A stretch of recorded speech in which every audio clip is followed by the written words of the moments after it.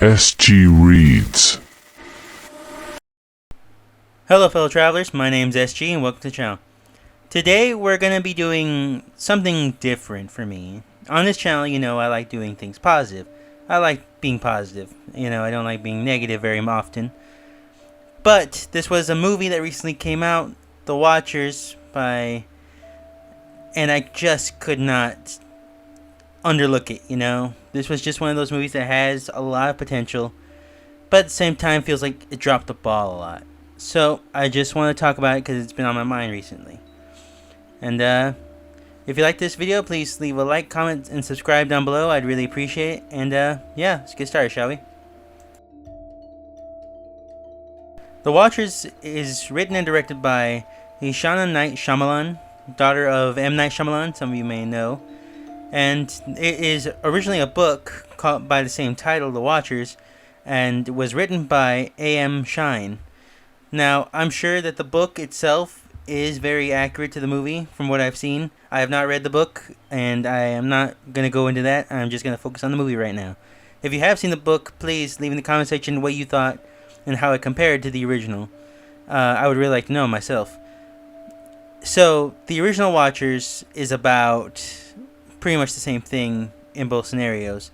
A woman goes out to deliver a bird to another part of Ireland, and she gets stuck in the middle of nowhere, where she tries to go find help. She ends up in this little, in the book, a shack, but in this one, it's just sort of like a box with a glass window that can only see one way in, not really out. And from there, we get this whole kind of they're being watched by something, or by groups of something. It does have an appeal to it. When I saw the trailer, I was really excited about it. I thought that this might be an interesting take on it. But overall, there is a lot in the movie, but yet nothing being said is what I should say. The characters feel very robotic to me. The story moves at an okay pace for the most part, but I feel like it doesn't quite hit a horror level. It doesn't keep that suspense or the dark tone that many have come to expect in a horror movie. We're going to talk about the creatures in a minute. I don't want to get to that yet because that's this whole separate thing. But overall, it didn't work for me because I feel there was so much hanging. And even the twist at the end felt kind of phoned in. So, with that being said, let's move on to the characters. Our main character, Mina, is a bit headstrong, lost in the world. She feels she's responsible for the death of her mother, so on and so forth. And, we pretty much get that right away. But I don't really feel she's a character. She feels very, like I said, phoned in for the most part. I'm sure she did fine, and I think a lot of people would like her. But her actions and her way she reacts to things just does not make you like her. Does not make you want to root for her. In fact, I think a lot of these characters have that same vibe. You don't want to really root for them, but you want to see how this turns out, is pretty much how this story kind of goes. Even our subsequent main antagonist, I use in quotes, as Madeline, spoiler by the way, but you were coming into a review anyway, so I couldn't buy her as a bad guy. Like, there was no lead up to it. There was no this or that about it, Like, there wasn't this shock moment, like, you trusted her fully. You always got this suspicious feel for her, but, like, you didn't trust her. So, when the betrayal comes, it doesn't feel genuine. It just feels like it's something that's happened because it's scripted. So, the characters, other than them, are pretty much there. They're to help the story along. You can kind of see them meant to be somewhat like relatable, and or you're sad to see them go, I'm thinking. But overall, you don't really feel that. You feel that's what I mean in pacing. This feels rushed. It feels like I'm supposed to care for these characters, but you give me no reason to care for them. And that's something that is not good in a horror movie. Or it could be good if you're into the old school 90s style. Depends on what you think.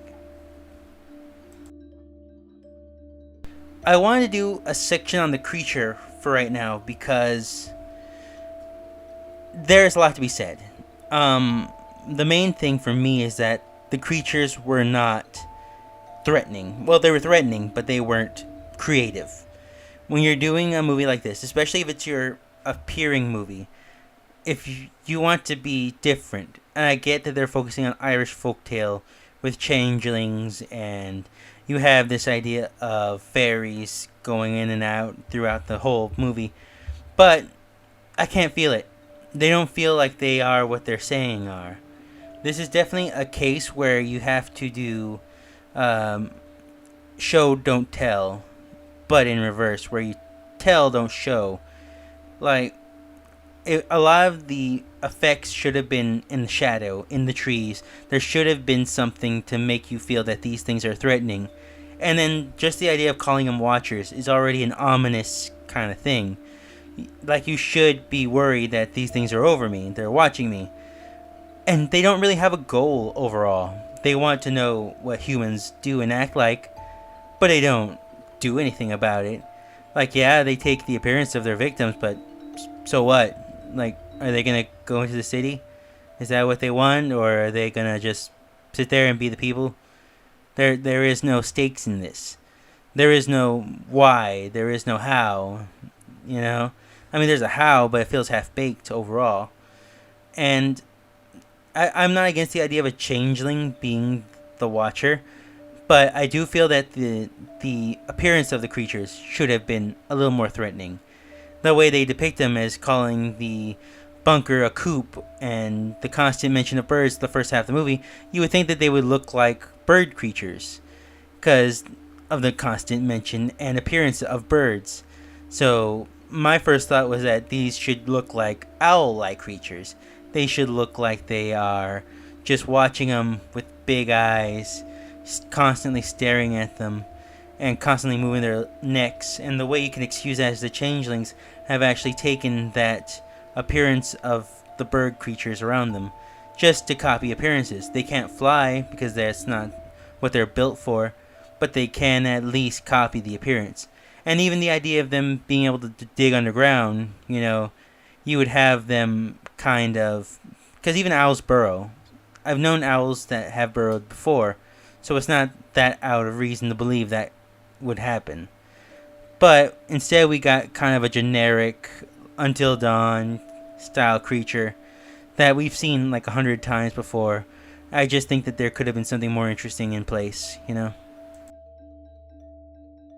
The settings are fine, I think overall. They catch what they're supposed to catch, an ominous vibe.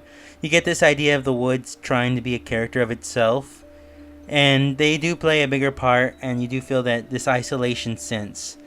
Especially with no technology, just a small TV with a DVD player and so on and so forth. And you do feel that there is a sort of warning to it, you know. I get it, it makes sense, and it's fine and all, but again, there is no tension. You don't really feel like there is anything going on until the very end of the movie where they have to make the way to the river. And even then, it doesn't really do it for most things. I mean, it's creepy, yeah, but overall, it's nothing different than any other wooded area we've seen, you know, in any other horror movie. In fact, I think this is a little more threatening in other styles than this. There are several references throughout the movie that makes you think that this is where the ideas come from. Like, we do get the idea of the professor saying, oh, there are several villages and areas like this and like remote like this, and that obviously makes you think of M. Night Shyamalan's movie, The Village. The creatures themselves look like the aliens from Signs. You know, you can't help but think that these things, just with the M. Night Shyamalan tie to it. And it might be intentional, it might not be, but there is one intentional thing that I do remember seeing, like maybe midway in the movie, and it was when our main protagonist goes into one of the burrows of these creatures, and she sees a bunch of different items that have been taken or were kind of here and there from people that have come and gone or just have been abducted. It's a weird idea to have that even, but there's a newspaper article saying in something about a war happening in 1992 and how it wasn't met with peace treaties not meeting well. And that feels like it's a reference to M. Night Shyamalan's introduction movie, Praying with Anger, which is about war, about him basically going to war and kind of having this fight in himself about his heritage and about his personal life. And this kind of feels like it did get thrown with Madeline in the middle. And I do see that as a reference, considering this is his daughter's first introduction into the movie, and she kind of wanted to do a reference to his first introduction movie. But overall, that's pretty much what I saw. If you guys saw more, please let me know. I would really like to know. And yeah, let's move on, shall we? Now, with all that being said, I will have to give it a rating of 4.5 out of 10. And mainly because it's not a bad movie by any means of the words, but it's not a good movie. If you have to stop and think about it, it'll make you mad. The creatures are bland and generic. The characters don't really hit you personally. You feel like there's a lot of loose ties in this movie that should make sense towards the end, but they don't. Like, why is our main protagonist dressing like other people? Why does she feel like she needs to do that?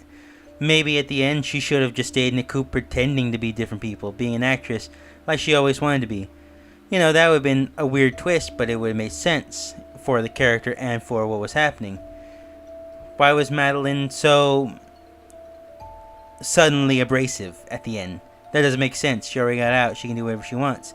She don't need to constantly be tormenting them. In fact, I think it would have been better if they figured out that she was one of these changelings and were terrified for the rest of their lives that something was following them in case something tried to come after her. But we just got that kind of feel-good ending that we don't really know what happened.